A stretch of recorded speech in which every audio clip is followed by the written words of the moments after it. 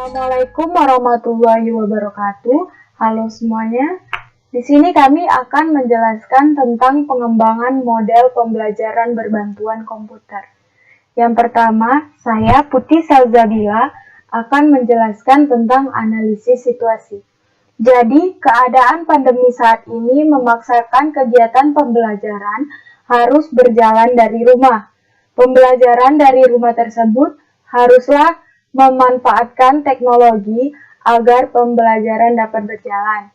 Contoh teknologi yang sangat banyak dimanfaatkan saat ini adalah penggunaan situs belajar serta aplikasi conference.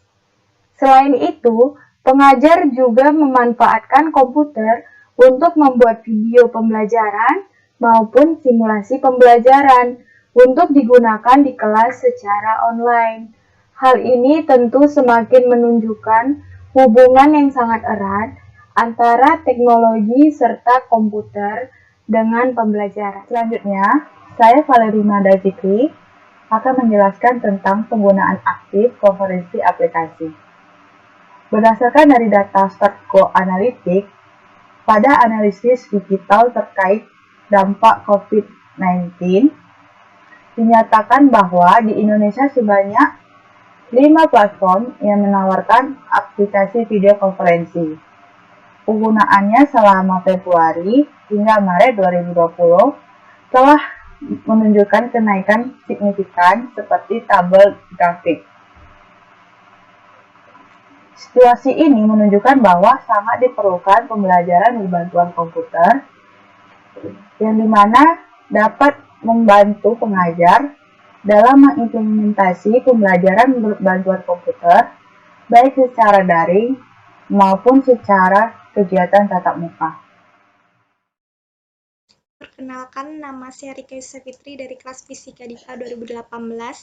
Di sini saya akan melanjutkan penjelasan dari teman saya sebelumnya.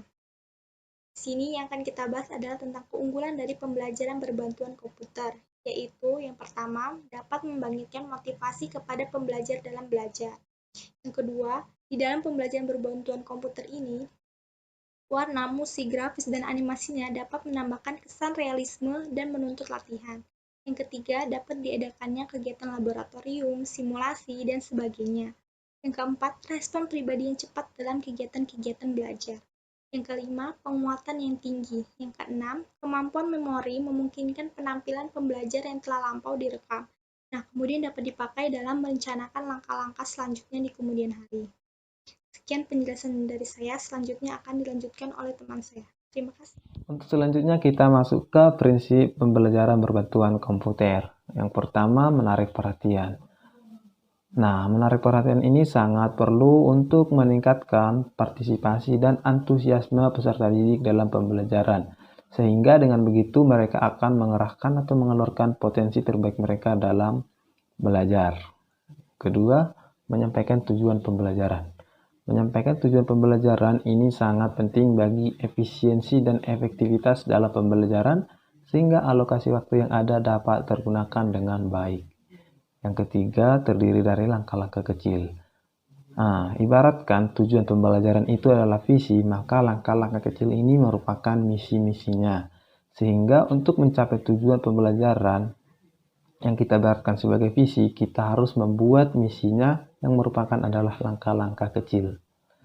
Dan poin yang keempat, itu proses pembelajaran akan lebih cepat dan efisien dan menyenangkan bila siswa diberi informasi tentang kualitas penampilannya, mengorganisasikan kegiatan belajarnya sendiri, dan menimbulkan umpan balik bagi dirinya untuk membuat respon. Nah, untuk poin yang keempat ini saya kira sudah cukup jelas ya. Kita lanjut ke materi selanjutnya. Baiklah, di sini saya akan melanjutkan penjelasan dari teman saya mengenai idealitas penggunaan model PBK di masa pandemi. Nah, penggunaan model pembelajaran berbantuan komputer di masa pandemi ini tentulah akan sangat membantu pembelajaran apabila model pembelajaran yang dikembangkan memang tepat dan efektif. Maksudnya di sini adalah model pembelajaran harus disesuaikan dengan tujuan pembelajaran dan pemilihan modelnya juga harus tepat dan tidak bisa dibuat begitu saja. Kemudian, kesiapan pendidik dan peserta didik dalam berlangsungnya proses pembelajaran daring menjadi tolak ukur keberhasilan pada proses penyampaian dan penyerapan materi pembelajaran yang ideal. Maksudnya adalah, baik dari pendidik maupun peserta didik harus menyiapkan diri sebelum melangsungkan proses pembelajaran daring, sehingga keberhasilan proses pembelajaran dapat tercapai. Kemudian, persiapan sebelum memberikan layanan belajar merupakan salah satu faktor penentu dalam keberhasilan belajar, terutama pada online learning di mana adanya jarak antara pembelajar dan pengajar. Di sini maksudnya adalah sebelum melakukan pembelajaran, guru harus menyiapkan terlebih dahulu apa-apa saja yang akan digunakan selama pembelajaran. Misalnya, aplikasi conference apa yang akan digunakan, video apa yang akan ditampilkan, dan sebagainya.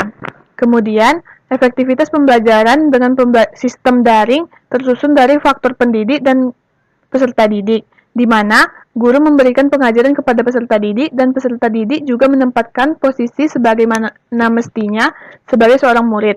Nah, contohnya di sini adalah guru dapat menyiapkan video pembelajaran dengan menggunakan aplikasi-aplikasi yang mendukung pembuatan video pembelajaran dengan menggunakan komputer.